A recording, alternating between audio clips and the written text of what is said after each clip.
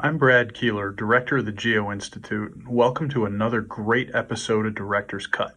Before we get to the interview, I need to tell you about a contest we're running for the 100th episode of Director's Cut. That's right, we're almost to 100 shows. Our special episode will air November 9th and will feature Geo legend Jim Mitchell as my guest, and you can be involved too. Submit your question for Jim at the link in the show notes below, and if it's chosen, you'll get a $200 discount on registration for geo-congress 2023. It's a great way to be involved in Director's Cut and to save a little money on your trip to Los Angeles in March. Thanks for watching, thanks for your questions, and now let's get to this week's episode. I am Brad Keelor, he is Alejandro Martinez. Next up on Director's Cut. Whenever we talk to somebody from Davis, we just have to talk about the Centrifuge.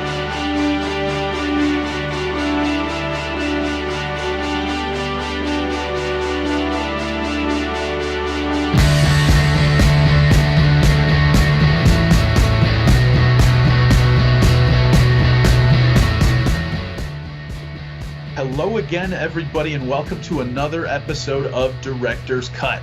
My name is Brad Keelor. I'm the director of the Geo-Institute, and that is why we call this show Director's Cut.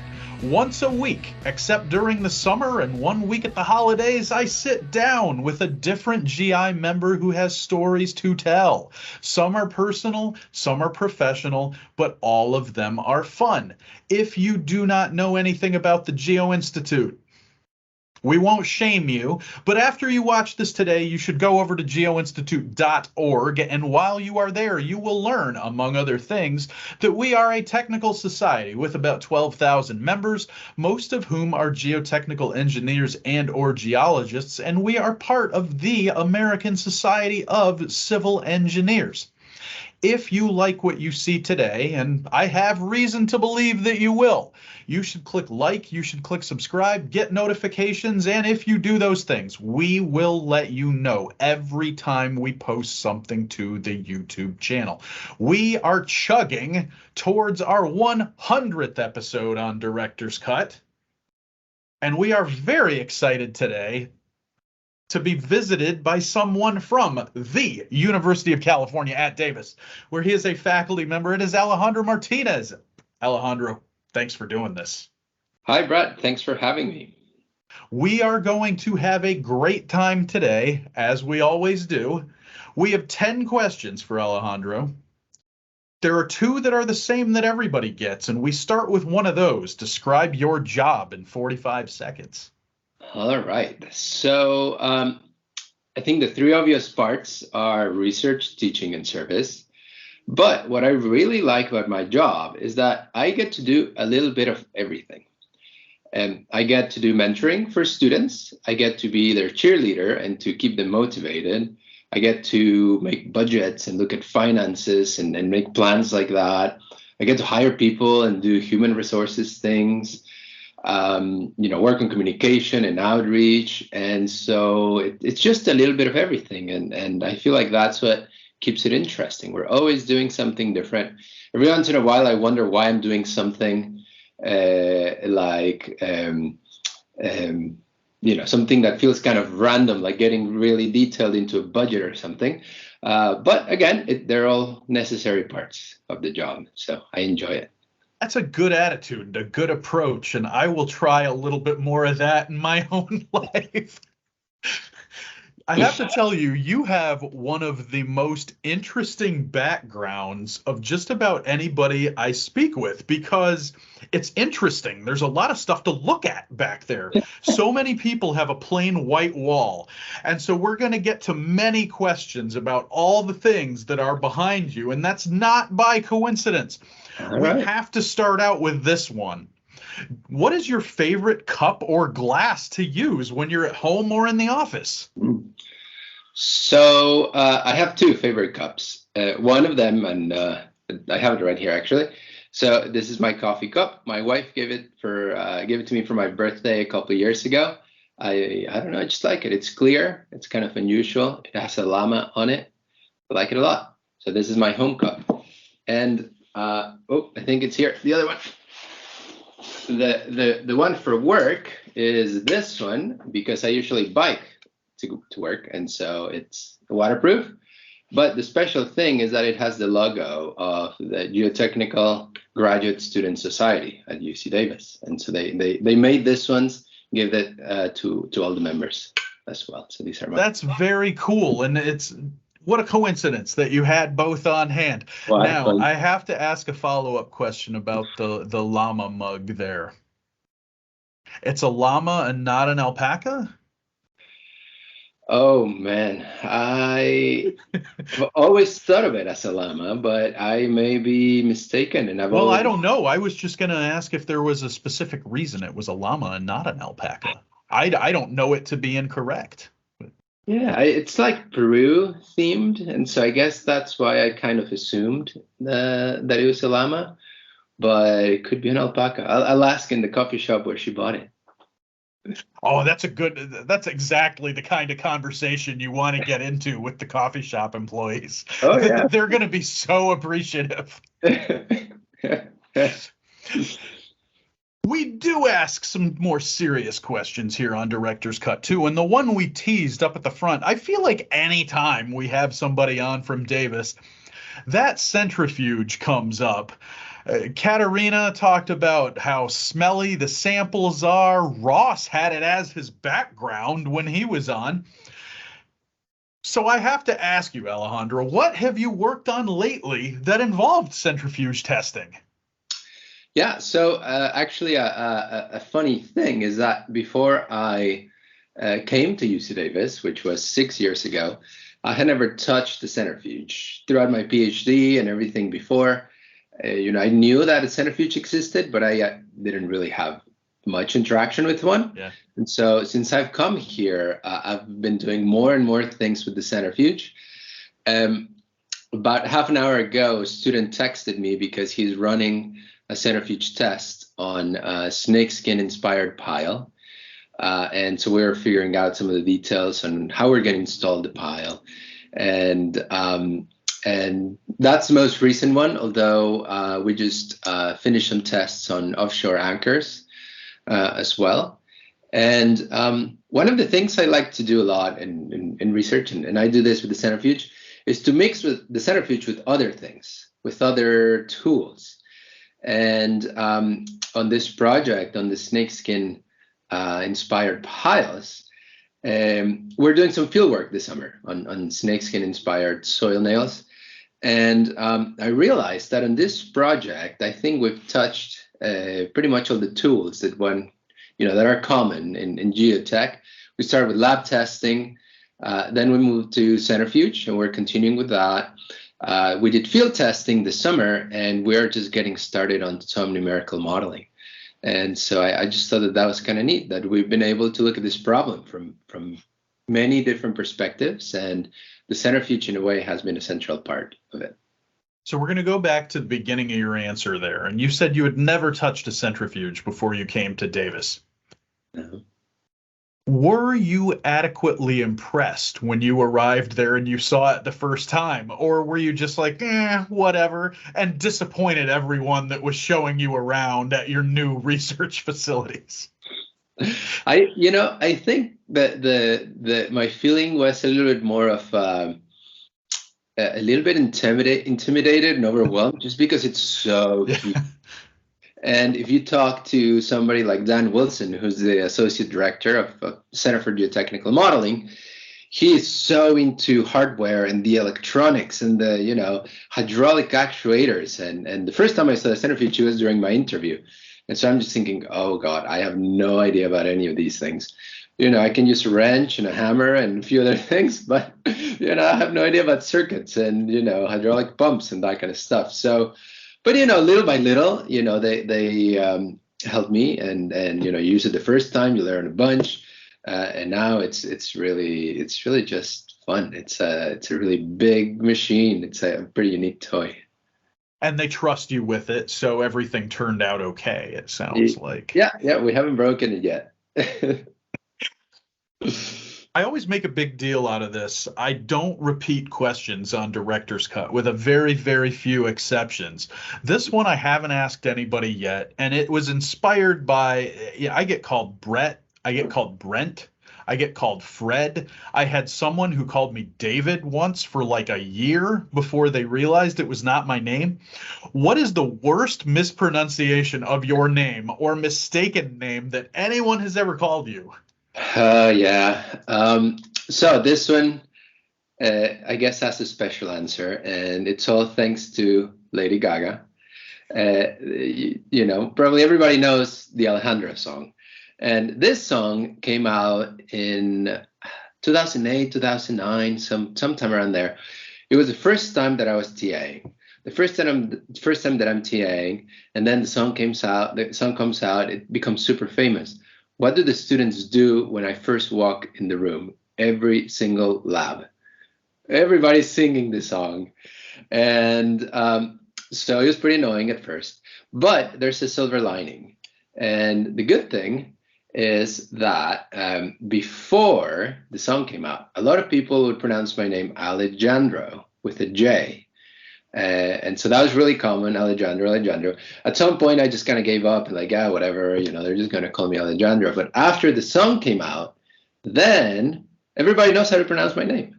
And so, yeah, it's pretty annoying. But I guess I feel like I should thank Lady Gaga a little bit for helping people pronounce my name the right way. So are you the type of person who sticks with it in that situation, and do you correct people and try to get them to pronounce your name correctly? Or did you go by Alex for a really long time because you knew they wouldn't screw it up? Yeah, it depends. If you have to correct people 10 times a day, it's like, oh man, like I just get tired. The only place where I go by Alex is like on takeout places, or when we're gonna have to spend 10 minutes spelling my name, so I'm just like, yeah, whatever, Alex. But so I guess my way of correcting is when I say my name, I kind of sometimes say it with a stronger Spanish accent, like Alejandro, for them to kind of get it. But I wasn't always correcting people just because, I don't know, I felt like it wasn't worth the effort. And you always feel a little bad. Like I was saying before we started, I'm always, I don't want to embarrass them, but yeah, after a while. Yeah, and to be honest, I probably butcher a lot of names that are not Spanish or English, from different parts of the world. And so, I don't get upset or anything. I think it's normal for somebody that's from a different, country or culture to not know how to pronounce it. I think it's okay. We're going to go into, I spy with my little eye up on the top of that bookshelf up there, an award, it looks like, that has a GT on it. You spent several years in Atlanta at Georgia Tech. What do you miss the most about Atlanta now that you're out there, out west? Yeah, so, Atlanta's a really fun city. We really liked it. I feel like sometimes it gets a bit of a bad rep from people. They're like, oh, we have a conference in Atlanta, or whatever. Like, I wish it was in San Francisco or New York or somewhere. But Atlanta was a really fun place to live. Atlanta has a pretty unique character as a city. I guess three things you asked me for the thing that I miss the most, but there's three things. One is friends. I made a lot of good friends there, and so I miss them. A second one was live music. There's all sorts of venues in Atlanta, from tiny holes in the walls that fit 50 people, to medium ones that fit a couple hundred, to giant stadiums. And so going to all of these concerts and being able to see, like, for example, I saw really big Mexican bands that in Mexico would be in a giant stadium, but in Atlanta they were in like a 500-person venue. And I mean, I was right at the front, and a bunch of other bands. So live music, I really miss it. And then the third one, and this may get me in trouble with my fellow Californians, is breweries. I really like craft beer, and I don't discriminate too much. But what I don't enjoy about California breweries is that if they have 12 beers, 10 are IPAs, and then there's a random Kolsch and a random sour. And I'm like, yeah, I like IPAs, but I like some variety. I like a porter, I like stout, I like a red ale, something else, a lager every once in a while. So that's really hard to get here. And I felt like in Atlanta, there was always a great variety. They had 12, 2 were IPAs, and the rest were others to choose from. So I really miss that. That is a very well-rounded answer. I'm impressed. And I think you're right. Atlanta does get a little bit of a bad rap. It's very hard to find someone who enjoys traveling to Atlanta, I think. But for those who live there or have lived there, they always sing its praises. So maybe everyone just needs to give Atlanta a second chance. Yeah. I think Atlanta's going to play a little bit into your next answer here. The other question we ask everybody when they come on Director's Cut is how you first got involved with ASCE and GI. Yeah, so while at Georgia Tech as a grad student, I got first involved with the GI chapter in Georgia, and they have a really good outreach for students at Georgia Tech. They invite us to all the monthly meetings. The meetings are close to Georgia Tech. They give us a reduced rate, and they always give dinner. And so as a student, you pay $10 and you get really nice food. And so that was a really good, first attractor. Yeah. But just getting to hear all these talks, getting involved that way a little bit. Also, the GI chapter in Georgia is very interconnected with the Student Geo Society at Georgia Tech. And so from being involved in that and for example, the president of the Geo Society sits down with the GI board and has a voice in planning certain things. And so through that was nice. And then the third part was through the SOURS Symposium. That's Georgia Tech's annual event where they bring speakers and students have poster presentations.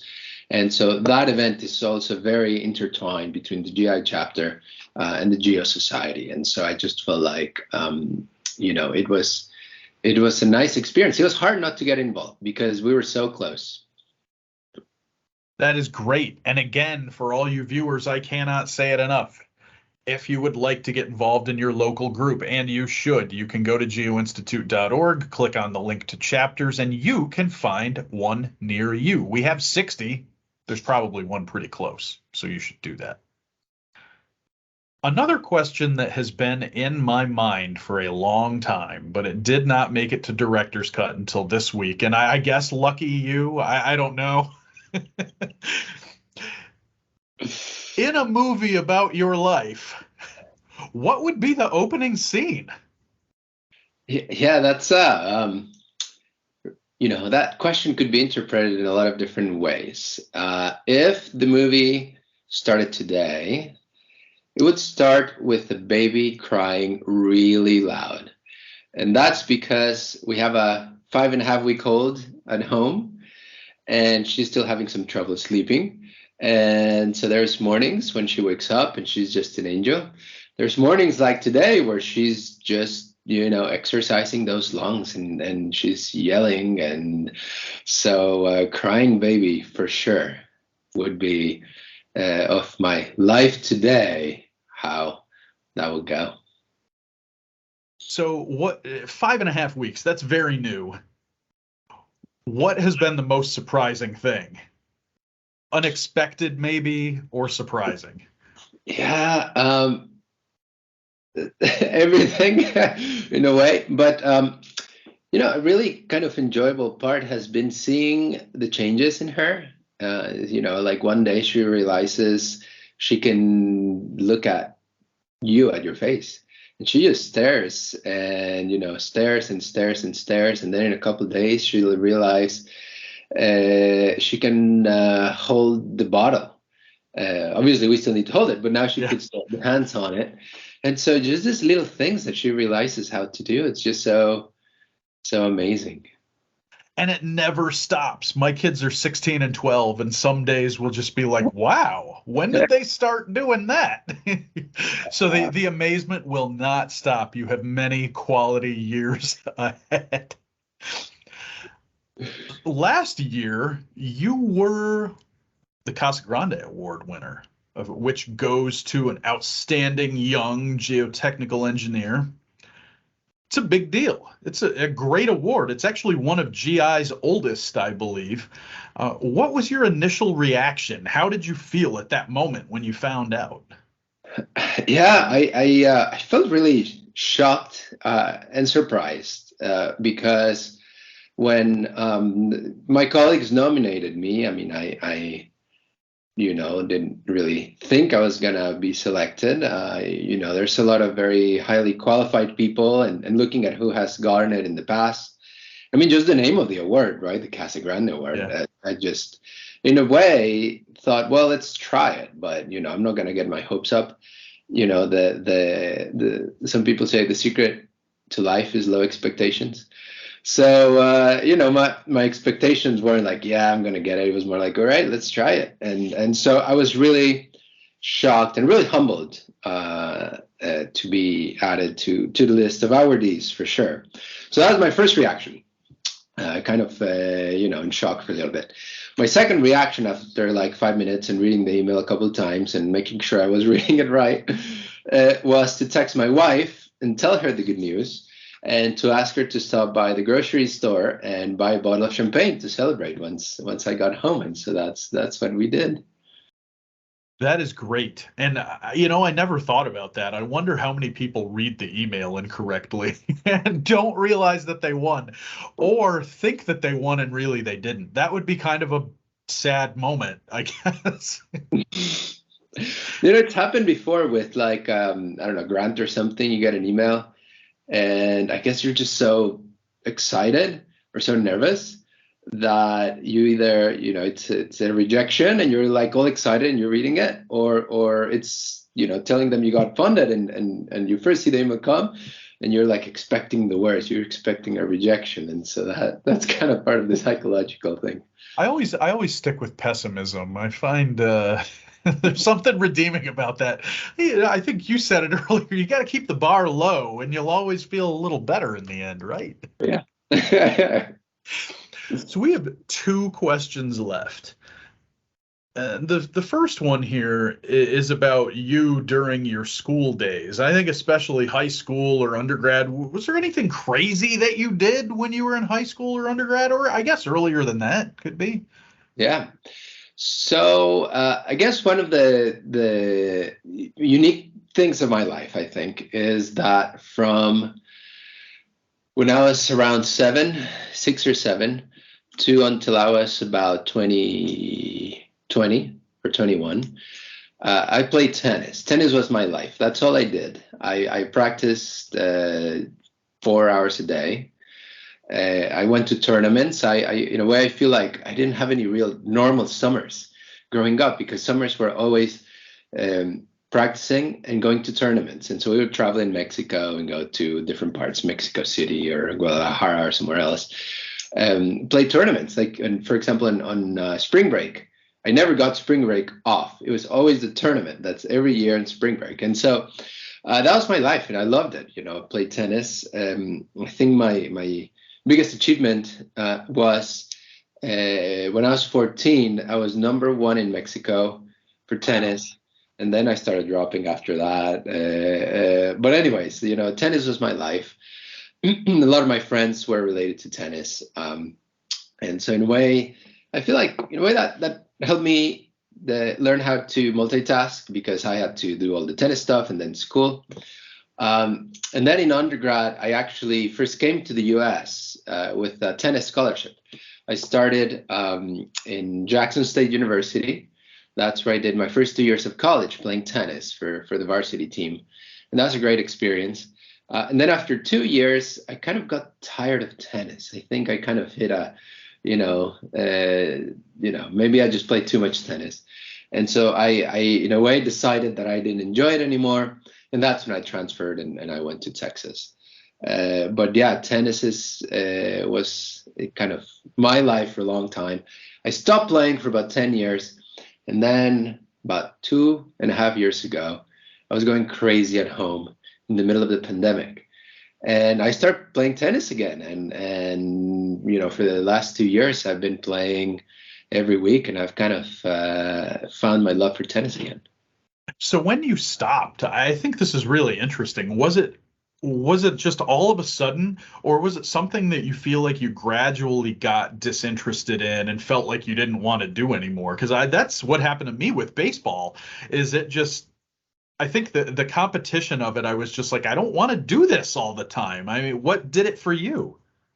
Yeah, it's definitely gradual. I mean, I think you start thinking about, some experience you didn't have, like, I was saying that my friends would have other kinds of summers, they would hang out, they would do this, they would do that.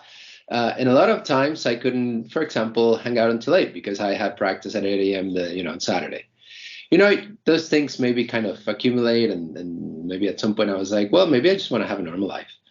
That was one. And then the second one, I think, had to do with competition and just some burnout. I mean, I was playing competitively for, since I was 10 until I was 20 or something like that. And so, yeah, at some point it felt more like a job towards the end. I was doing this because I had to. I was doing this because I had a scholarship. But yeah, I kind of realized I wasn't enjoying it. I wasn't looking forward to practice every day and that kind of stuff. And so in a way, I think I got burnout. And then I just needed a 10-year break or 15-year break. And now I love it again. Well, and it's good to hear that you're back. And if anybody, we got to plan a geo-congress where there are a lot of tennis courts nearby so that you can have like a take all comers kind of thing, There you go. That'd be great. Maybe, LA, the weather's going to be good. We could definitely set something up. Right. If anybody knows anything, I think, about your research, the phrase or the word bio-inspired is going to come up. There are a number of species that you and everybody who's in this kind of sub-discipline have looked at over the past several years. When you think about where that's going or where you'd like it to go, what species would you most like to study in the future as it relates to bio-inspired geotech? Sure. Yeah. So I'll start the answer with a bit of a story or a joke. I sometimes tell the joke when I'm giving a presentation. But when I was a kid, one of my friends had a snake, a pet snake, and I thought that was the coolest thing in the world. I really wanted to have a snake too. I mean, they're just very interesting. And I told my dad, and he never allowed me to. He thought it was kind of, I don't know, too violent because then the snake eats, a rat or something, and you can watch the whole thing. So I was never allowed to have a pet snake. And so in a way, this research, I feel like on the snakeskin inspired, it's the first project we had on Bio-Inspiration. I feel like it's a frustrated dream of my childhood. I was never allowed to have a pet snake, but, I'm going to figure out a way to, bring snakes into my life. And it's funny because my sister has a phobia. She cannot even hear the word snake without, freaking out a little bit. So anyways, I have to be careful when I tell her about my research. But going back to your question, species that I would like to study in the future. One that's been in my mind is lizards. Lizards are really good at digging and at moving in sand. And they do it in many different ways. There's some lizards that just sand dive, the ones that live in the desert. They'll just, go head first into the sand, and that's how they get embedded to like escape a predator. There's other lizards that do this kind of weird vibration. They just vibrate and they just kind of sink into the sand.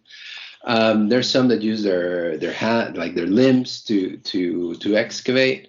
We've all seen the lizards that run in sand, and they're really good. And we keep having challenges with our rovers in Mars getting stuck in sand, but lizards can do it, so we can learn something from them. So I've always had an interest in lizards. I did have an iguana growing up, but there's so many organisms that I think they're so interesting, like the octopus. The octopus is such an interesting animal. They can do a lot of things that have nothing to do with geotech. Like they can camouflage. They can bend their body and fit through these tiny spaces, but they can also burrow and kind of get themselves embedded in sand and seafloor. So yeah, there's so many organisms that I think would be really cool to study. Sometimes the challenge is to find out how they're related to geotech. But anyways, I can nerd out about this for hours and hours. And that's okay. And, if a certain NSF program manager is watching this, maybe she'll keep her eyes open for some of those proposals coming with those different new species, and she knows who she is. Maybe I'll send her an email and tell her she has to watch this. We have to ask a bonus question because it's sitting there back in that corner very harmlessly, that classical guitar that you have back there. If you had to list, I don't know, your 3 or your 5 favorite songs to play on guitar, what would they be? Oh, I'm going to have to think about that because I haven't been playing very, very much lately. My poor guitar is accumulating dust over there. There's a couple of Beatles songs that I enjoy playing. Like Blackbird is just a really fun song to play. And that's, when you don't play for a while, you kind of forget the songs you knew. But that one, I guess I played it so much that I still remember it. I have an electric guitar as well. And I learned how to play a few of the Black Keys or the White Stripe songs, and so those are also really fun to play. So there's a couple different ones. I should do a better job at picking up my guitar. Maybe play a little guitar for my daughter. I should try that. But now you're gonna have to be inspired because we featured you on Director's Cut, and anytime you watch this, you're gonna be reminded. And that's how it goes in my house. How we get my son to practice. I have something to add. Sorry. Sure. There is, I've always had this idea. I'm not that good of a guitar player, so I don't think I'm the right person to do this. But if group of geotechs ever got together, like Paul Main is excellent in the bass guitar. So Paul Main with drum and guitar and, a singer got together and they form a band. I have the perfect name for them. Do you have a guess? No. I'm hoping there's rock in it somewhere. It would be the Sheer Band. That is the geotech rock band, the Sheer Band. I really want to see that. Oh, that is fantastic. Sure. I don't think we can do any more follow-up questions because we got to end with that. That's solid. Very good.